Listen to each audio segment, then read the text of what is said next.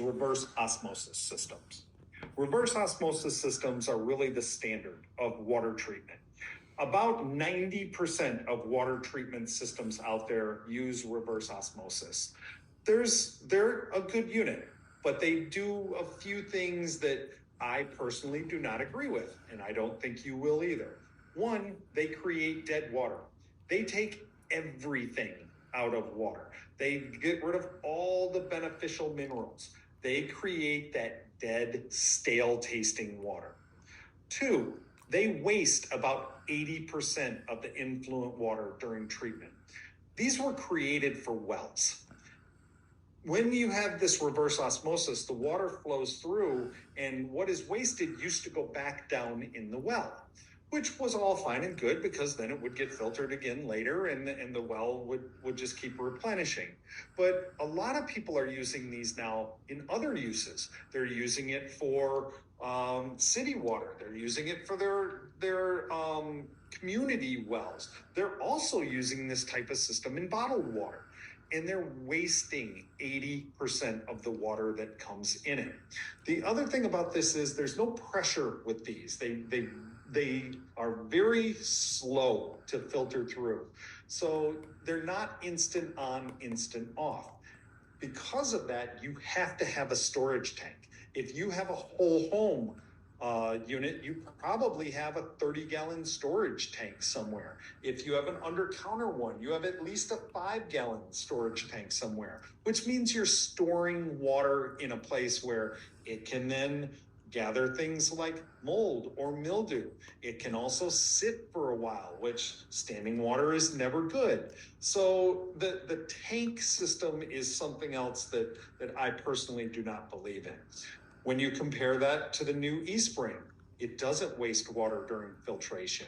It retains all of the beneficial minerals and no storage tank required. It is instant on and instant off. And the minute it turns on, it starts filtering. The minute it turns off, it stops filtering and waits for the next filter to happen.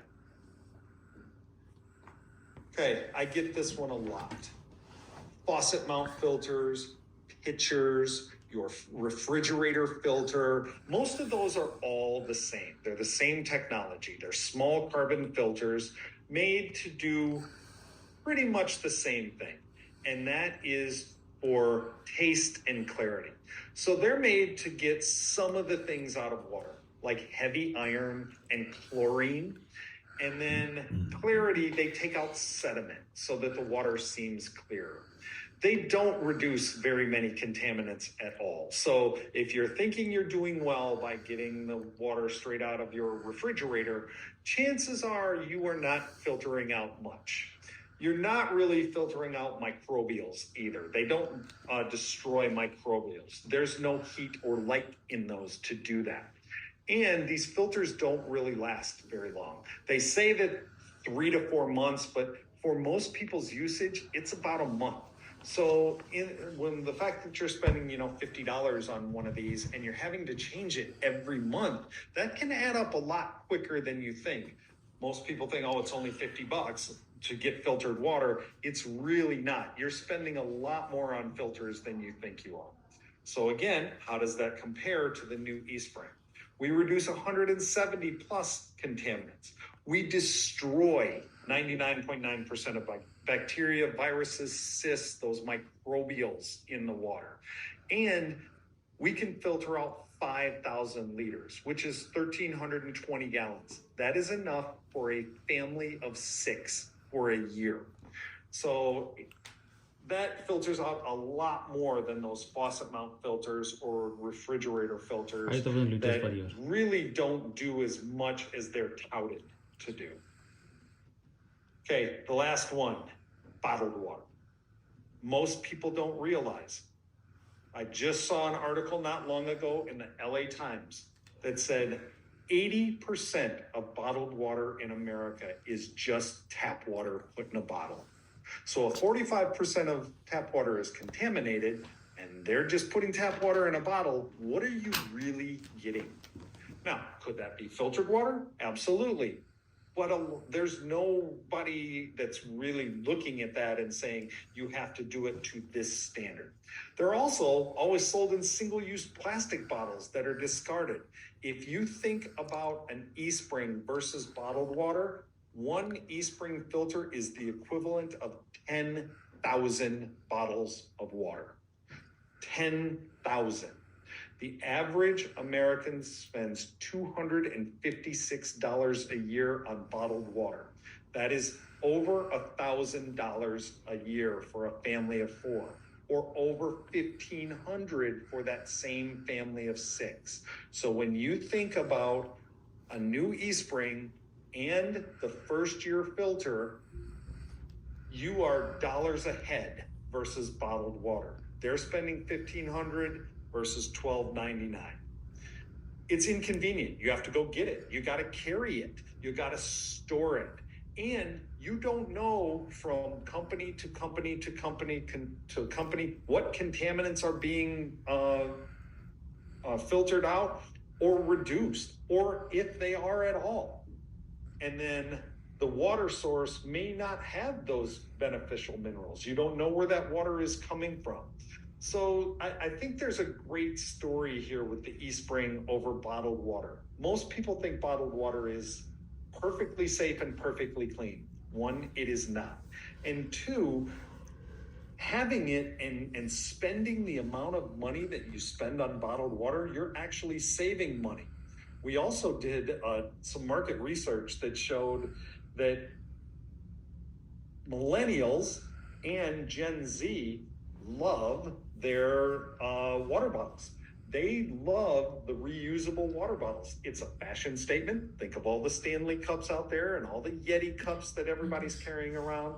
That is now the hottest accessory. So filling that with really good water is a great thing. I often laugh when I see people taking a plastic water bottle and pouring it into a reusable water bottle, which really defeats the purpose.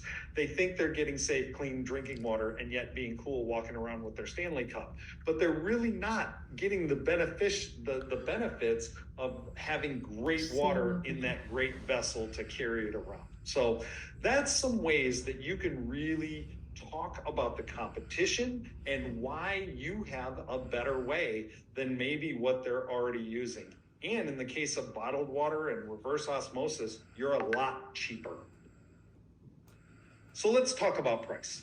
Okay, if you think about the standard over-the-counter unit, which there is the SKU, for a customer that is $12.99 if you are selling that to a customer. For an IBO, that's $11.69. So if you sell that to a customer, you're looking at 475 PV. If you're buying it yourself, you're looking at, I think it's 408 PV. So think about that in terms of what you're selling in your business. I know a lot of IBOs that only sell ESpring. They treat this like a plumbing business. Literally go in, install ESprings, make sure that the customer's happy with it. They set up calendars to call them at 10 months to make sure they're replacing their filters.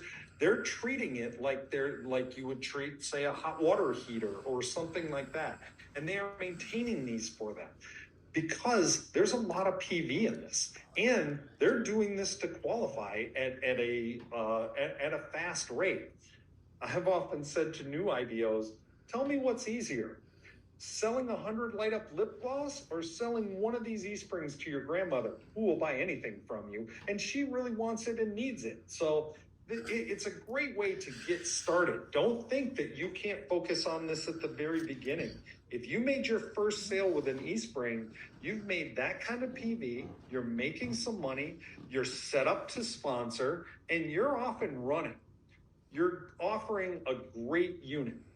So the second year that person has that unit, you're then selling them a filter, and that filter is 70 PV. So that's 70 PV every year from that same customer, just one after another. And all it takes is just staying in touch with them. And with the app, it's even that much easier. There's a couple of other SKUs that are right here. So you have your auxiliary faucet, your designer faucet. Now that PV that I have down there is not for the designer faucet. That PV is a note to me for the BV or the PV of the actual unit if you buy it. So that was my mistake. I meant to put a little thing next to that to tell me what it was, but put it in the wrong place. So that PV is actually higher because that unit is higher. All right.